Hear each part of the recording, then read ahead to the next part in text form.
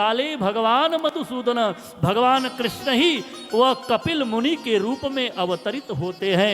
आज देहूती माता के गर्भ से जन्म लेते हैं और जन्म लेते ही करदम मुनि ने कमंडल उठाया और कहा, देवी तुम इनका अब लालन पालन करो और हम इनका चिंतन करने के लिए वन को जाते हैं। वन को चल दिए। इधर देहूती माता ने प्रभु को आज जब 5 साल की अवस्था हुई, आज जब 5 साल की अवस्था हुई तो उस समय देहूती माता ने कपिल मुनि को व्यास आसन लगाया, व्यास आसन पर बैठाया, चंदन तिलक किया।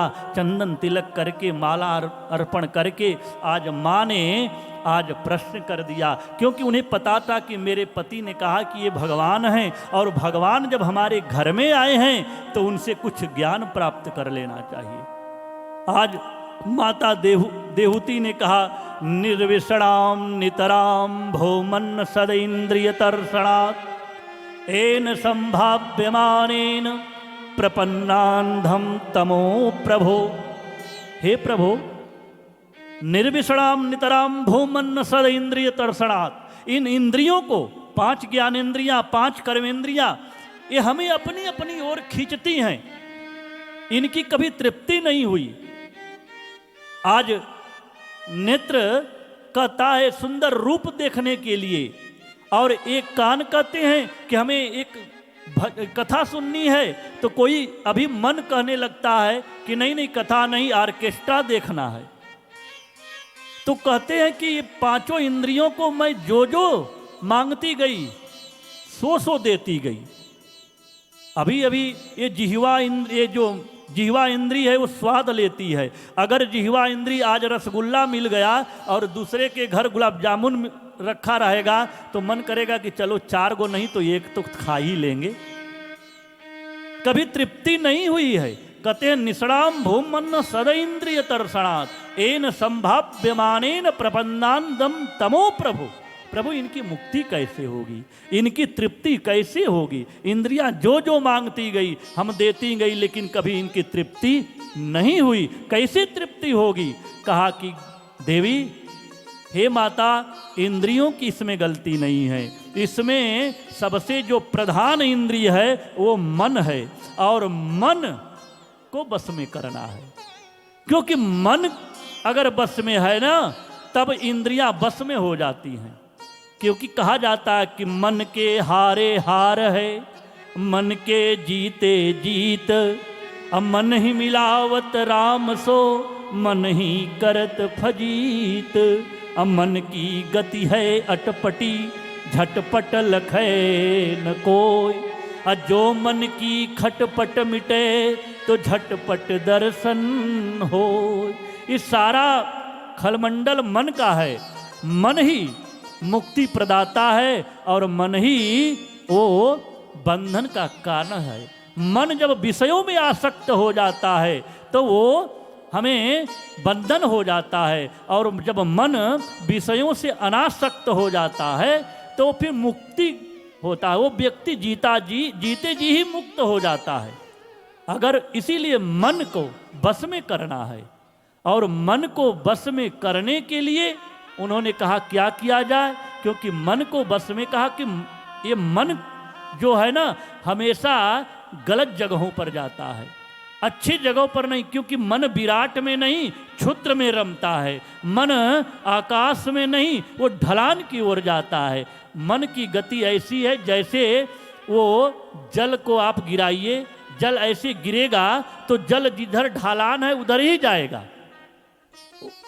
तो जैसे उस जल को, जैसे गड्ढे में जल है उसको अगर ऊपर पहुंचाना है तो टुल्लू पंप यंत्र से हम उसे ऊपर पहुंचा सकते हैं। उसी प्रकार हम मन को भी इस मंत्र के द्वारा, भागवत कथा के द्वारा हम उसे अधोगति प्रदान कर सकते हैं। जैसे बहते हुए ढलान की ओर गड्ढे में जल को टुल्लू पंप यंत्र से उसे ऊंचाई प्रदान करते हैं, उसी प्रकार मन को भी कथा के द्वारा हम उसे ऊंचाई प्रदान कर सकते हैं। इसलिए कहा कि मन को बस में करना है तो सताम प्रसंगान मम वीर्य संविदो। भवन्ते हृदय कर्ण रसाया कथा।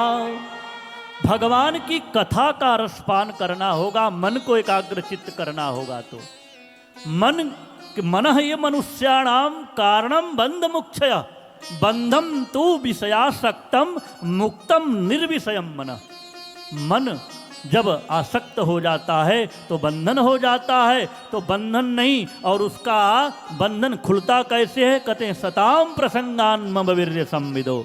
सत्संग में जब हम आते हैं और दिव्य मंगलमयी भगवान की कथा श्रवण करते हैं, तब हमारे अंदर भगवान के प्रति प्रेम बढ़ता है। कहा गया है कि जाने बिनु न होई परतीति, अब बिनु परतीति होई नहीं प्रीति। जैसे हम आपको नहीं जानते थे, नीलेश जी हमको नहीं जानते थे, तो उतना प्रेम नहीं था। जब यहाँ जान गए, उनकी पत्नी वंदना जी हैं और अरुण जी हैं, प्रमोद जी हैं, चिंटू जी हैं, तो वो लोग सब सुबह में मिलने आते हैं। आकर के बातें कुछ होती है, भगवत चर्चा होती है, प्रेम बढ़ता है। ये प्रेम है, क्योंकि जाने बिनु न होई परतीति, बिनु परतीति होई नहीं प्रीति। प्रीति तो तभी होती है जब हम आपको जानेंगे, आप हमें जानेंगे।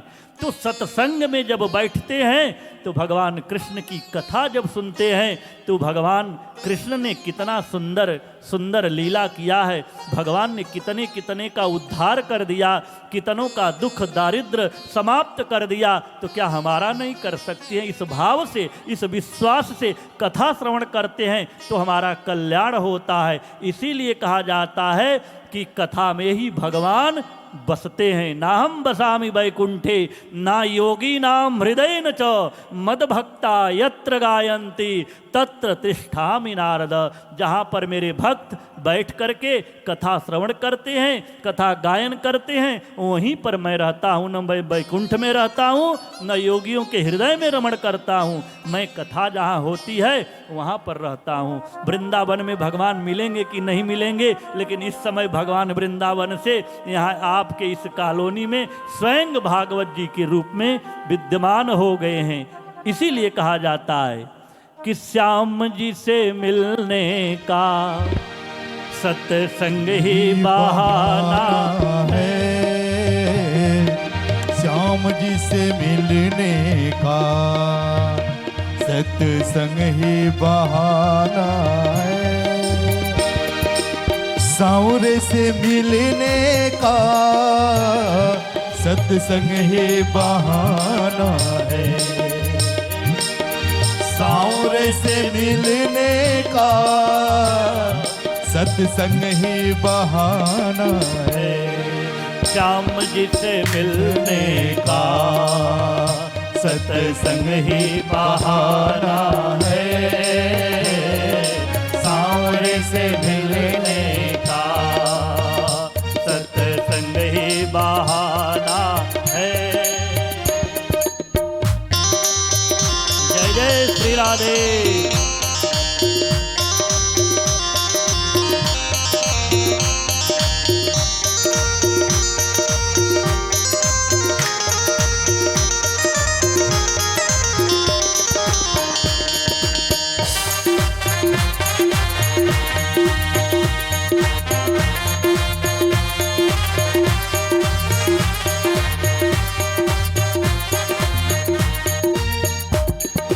मथुरा में ढूंढा तुझे,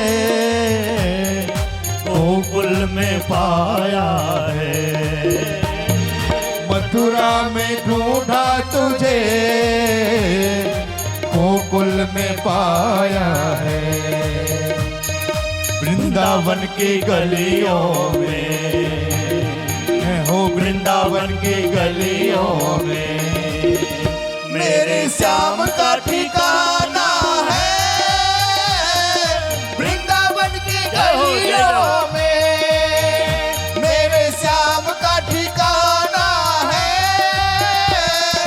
सांवरे से मिलने का सत्संग ही बहाना है। ओ सांवरे से मिलने का सत्संग ही बहाना है। सांवरे से मिलने का सत्संग ही बहाना है। जय जय श्री राधे राधे। बोल वृंदावन बिहारी लाल की।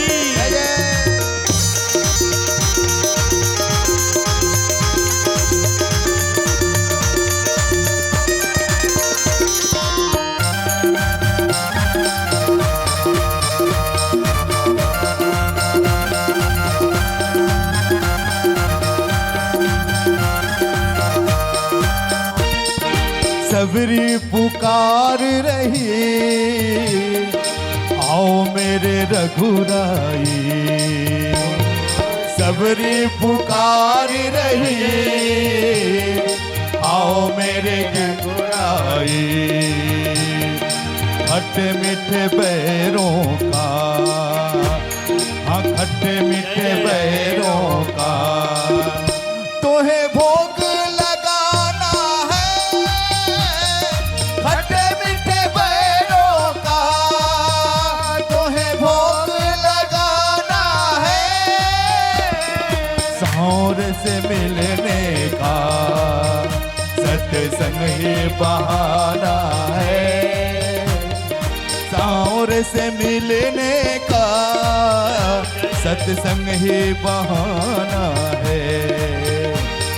साँवर से मिलने का सत्संग ही बहाना है। अरे साँवर से मिलने का सत्संग ही बहाना है।